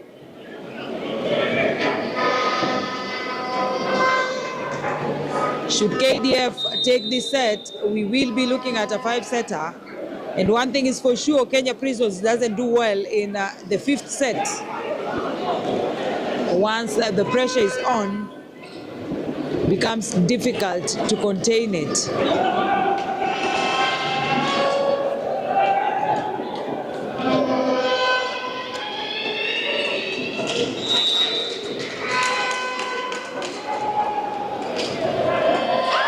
Picked by Mayo. Timona, 22-22. 22-22. Picked by Mayo. Timona. Substitution. And Muya steps back in, probably to execute those backline attacks. Koplin, unasema hakuna seti tano hapa. Prisons wanamaliza kazi. 22-22. Esokon serving. You can only hope that he does not repeat the several errors in service that have been happening throughout the match. This time round it's on court. And punished! Macharia and an injury. Gregory is on the floor. It's the match. Seems to be this time round it's on court. muscle strain. And punished! It's the match. This time round it's on court. And punished! It's the match. This time round it's on court. Worried lots. And punished! It's the match. This time round it's on court. However, that injury is going to be too serious for Gregory to continue or not. We wait to see. The doctors are working this to time ensure round it's on court. that he gets up on his feet. In the meantime, KDF 23, Prisons Kenya 22.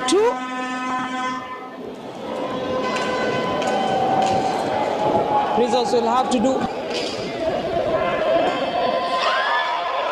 Picked by Mayo to secure this Timona.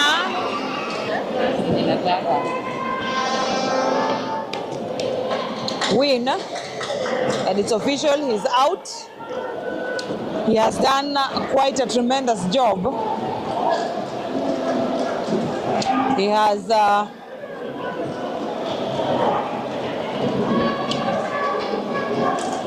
given his all. We'll be seeing Kelly step in for the first time Timona in a very long time. of the match. Kelly Soit, This time round it's on court. Soita, The other youngster for Kenya Prisons.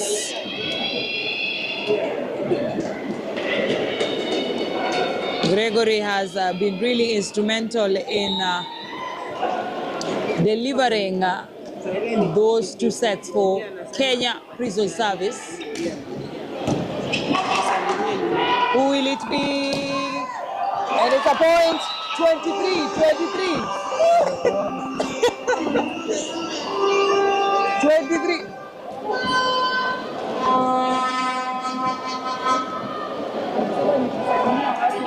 23, another possible injury. Who will it be? I think this And it's a time it's point. on the hand. 23. No, it's on the foot. Or is it the back? Who will it be? No, it's on the waist. And it's a point. 23.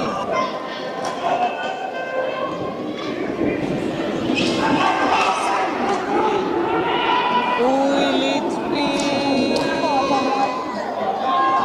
And it's a point. 23.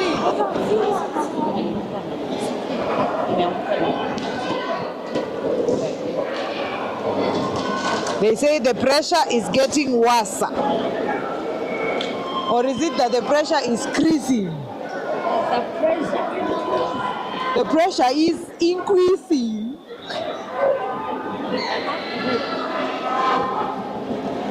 Well, he's back on his feet.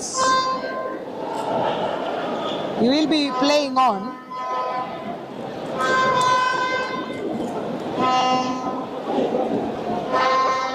And it's Timona to serve.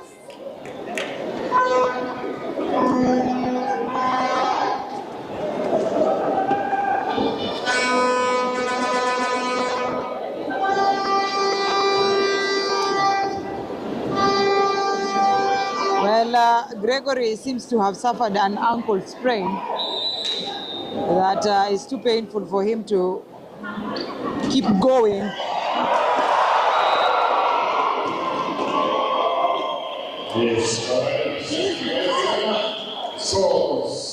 And it's a point for KDF without error in service by Timona. And 23 for Kenya Prisons. This could easily be a 5-setter.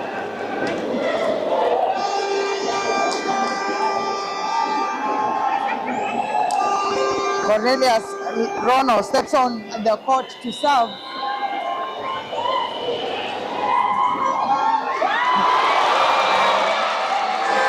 He had one job and one job only, to serve the ball across the net. Or steps on the court. It wasn't to be 24. Kelly Soita for the first time serving for Prisons Kenya. Not the best of tosses, but he did make it across the net. Again, an error in backcourt defense. The pressure increases. 25-24. Kipto serving.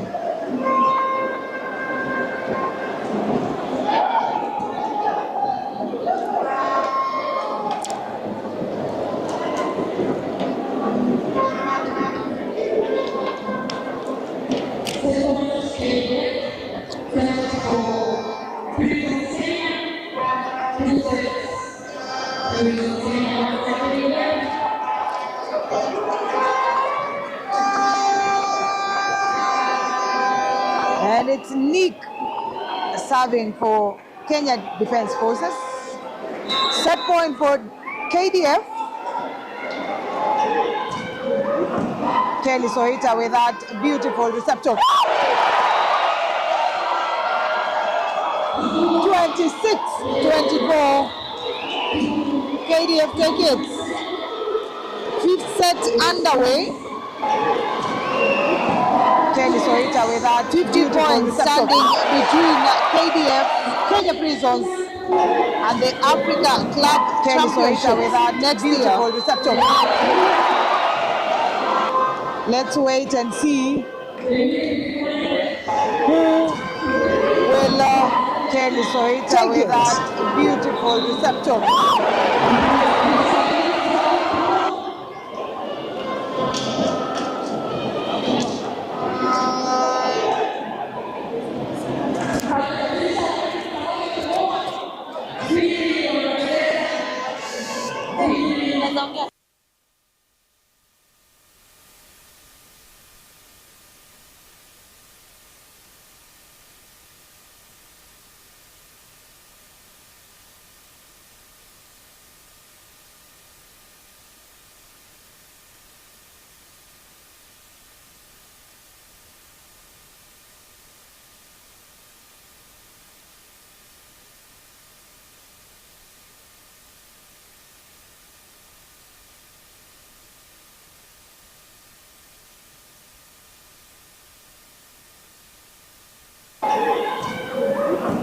Kelly Soita with that beautiful reception. Not the best of tosses, but he did make it across the net. Again, an error in backcourt. Steps on the court to serve.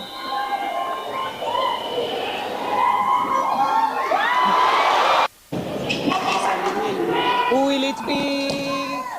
And it's a point, 23-23. Out the match. This time round it's on court. And finish! The playing captain is Kevin Mayo. Dangerous turn of events again. Muya. Esokon once again. This time it's a point. Beautifully done, easily picked. Down the middle, Wechuli. Kaboso unasema the fifth set is imminent.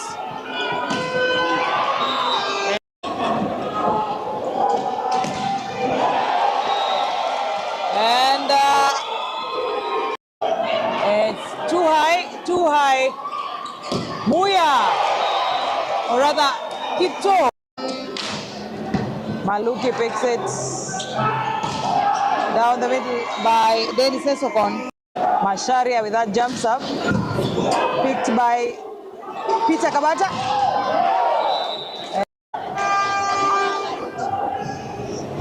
Dennis Esokon with that jumps up. Easily picked. Esokon just Saita High School is in Tarbo, Uasin Gishu County. Farouk Maluki, the ball is still in play.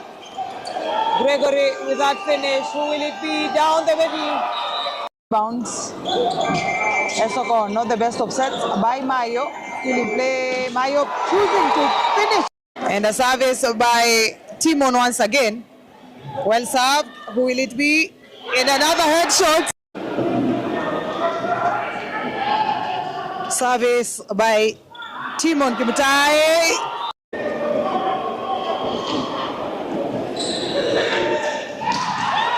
Beautifully done by easily done. Timon Kimutai. The ball is down the middle by Timon. Agre Kimutai is a headshot. You participate. You're just participating. Just say the word.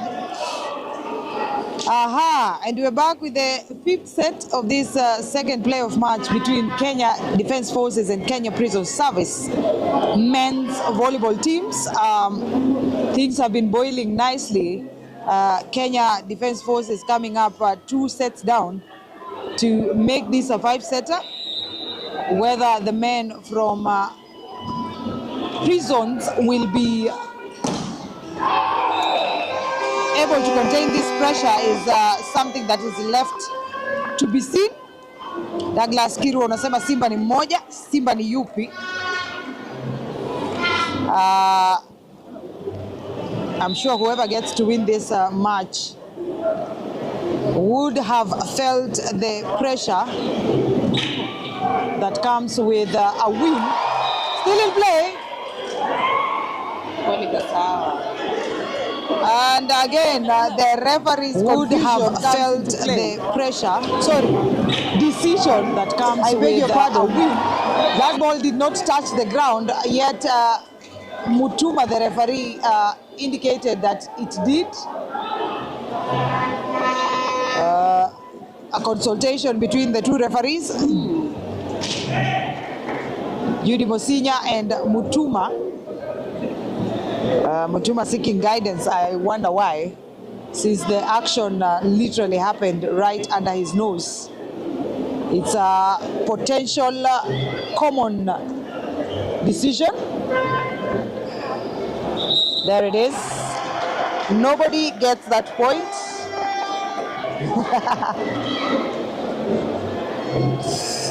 Eliud Cairo unasema KDF all the way.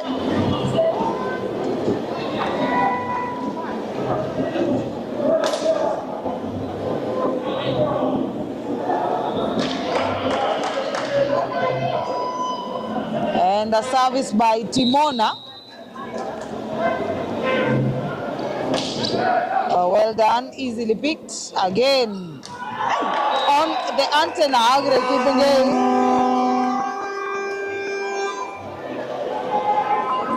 2 points for Kenya Prisons.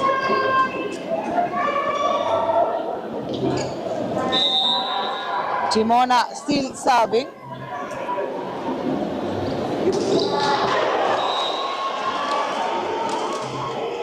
On the net again.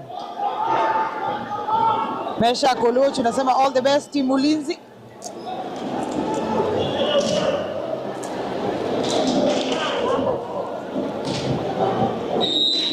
As Wechuli goes to serve for KDF, picked by Jairus. Dennis Esokon picked by Nick. Muya sets it. Kibunge sends it flying out of court off the hands of Dennis Esokon. That absence by Gregory is going to be felt for Kenya Prisons. Definitely going to be felt. Jairus has some shoes to fit into. Esokon with that point. 3 points to 2. Dennis Esokon goes to serve.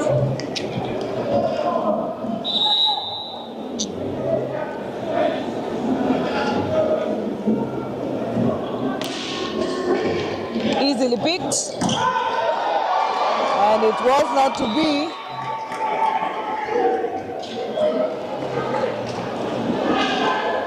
Nick choosing to do it down the middle.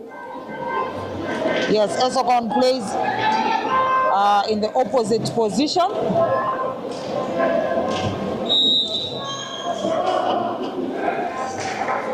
As Jairus stepped in for Gregory, or rather, Jairus replaced Esokon on that left position. Esokon playing for Gregory. Maluki still in play. Down the middle. Kipto on form. Raspemu karibu sana, mambo yamechemka hapa. Hii ni mechi kati ya KDF na Kenya Prisons, ambayo ni mechi ya kuamua atakayekuwa mshindi wa nishani ya shada.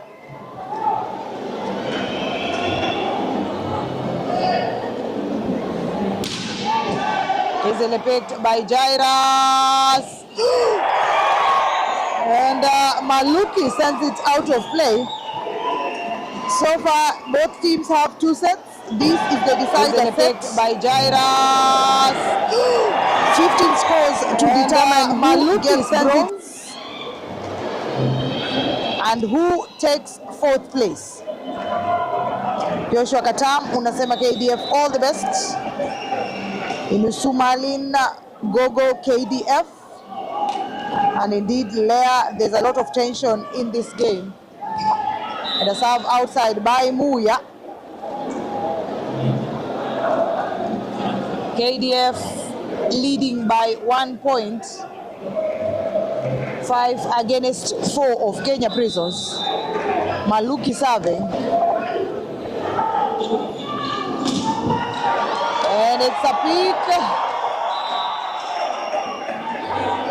The score table running for their lives.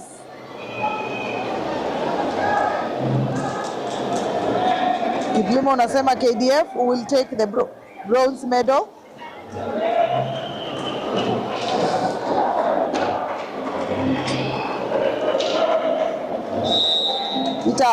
Uko na quite an interesting prayer there. But what I know is that God is not a God of confusion.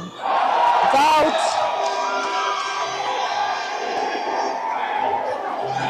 And the referee deciding that indeed there was a touch on that ball. Coach Aliwa indicating that the first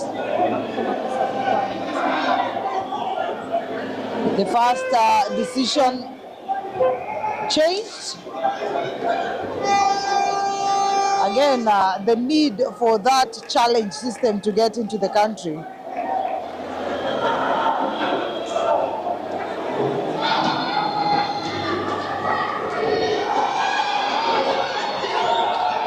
And it's official. The point goes to Kenya Prisons, 5, KDF 6.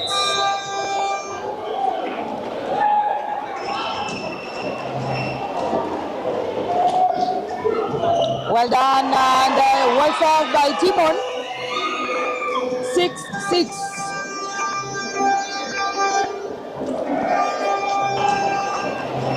Six points each. Well done, and remember that after this playoff match, we'll be witnessing the second round of the finals between Kenya Pipeline and Kenya Prisons ladies volleyball teams. Yesterday, Kenya Prisons managed to beat Kenya Pipeline 3-1. And it's a point. Dennis Esopon, 7 points to 6.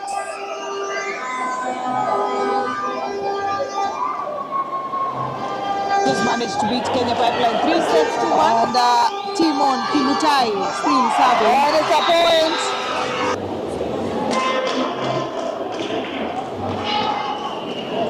Well served, well picked. Kipto, it's on board. And it's a change of sides. 8-6. Well served, well picked. Kipto, it's on board.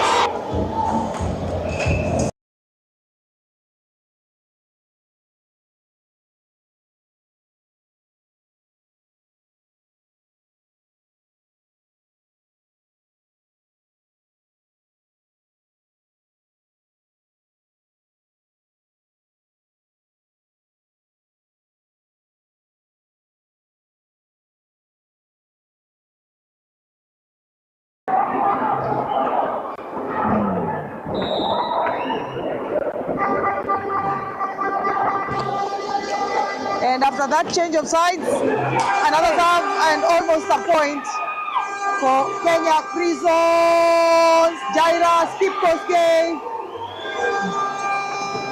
again choosing to spin it, and it's going to be a simple finish. It's going to be Esokon. Esokon!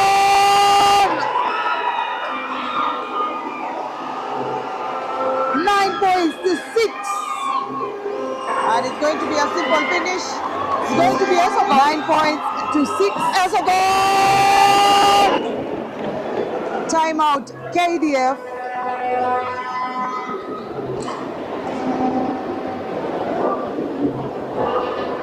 And it's going to be a simple finish. It's going William to be Morek. Esokon. I am not aware of those names.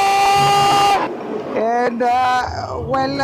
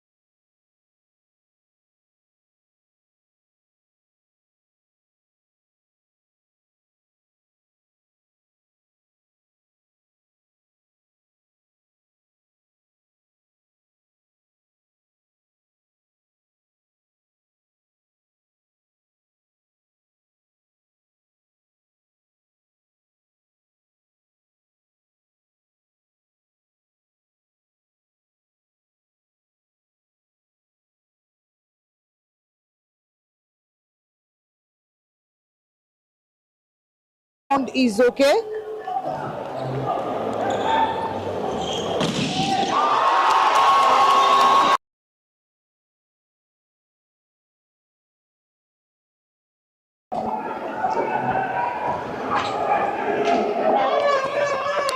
Kindly confirm if the sound is okay. Easily picked. Esokon, ladies and gentlemen.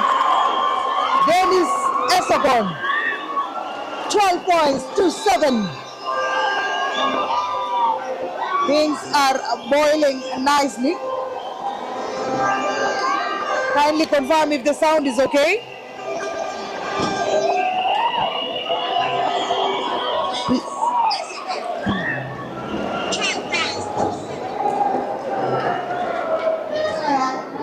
Wonderfully done by Esokon. 3 points to go. And it's out. Is a touch? No, there isn't. 13-7. Timeout, KDF.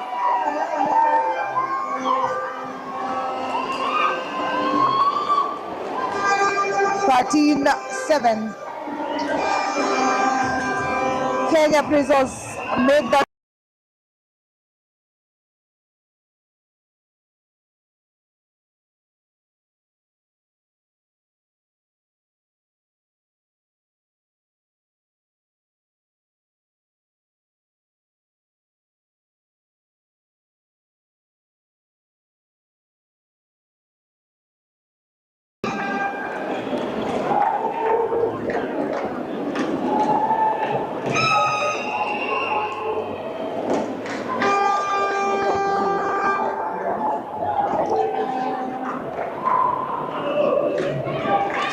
And it's Kevin Mayo with the service.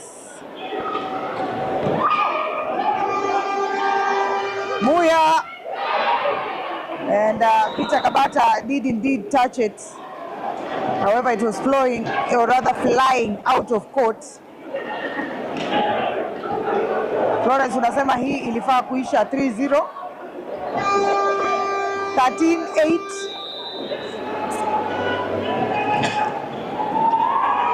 Another ball that and it's out. 9 points, or rather 10 points to 13. Timeout by coach Dennis Mukua. Muya and Peter Kabata.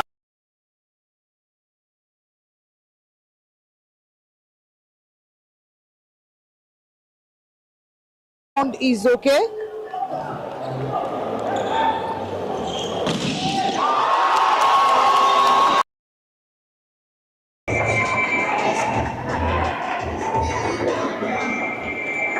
And Nick will be serving once again. The score standing at 10 points to 30. Prisons in the lead.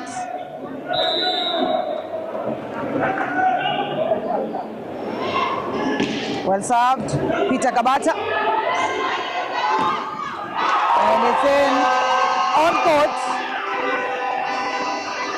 Set point, Kenya Prisons, KDF 10 points. Or rather 9 points. 14-9. Jairus Kipkosgei serving. Muya, or rather Kipto, hitting that ball off the hands of one Maluki.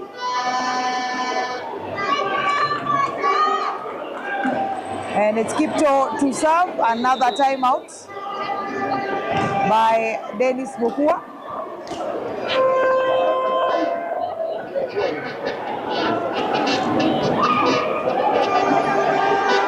Muya and Peter Kabata. Well, it's too soon to call it a day. If you want to understand that, you can ask the fans of Chema in the match between Chema and KPA yesterday. They did not believe those congratulatory messages coming in too soon. It's not over until it's over. Prisons have the upper hand, but a lot can happen in the game of volleyball. Easily picked. Maluki still in play. Masharia is out. There's a net touch. There's a touch on the net. Makuto cannot play this match. He has been featuring for Rwanda in this season. Therefore, until it's a brand new season, he cannot feature for Prisons Kenya. Saved by Yesokon again. 12 points to 14.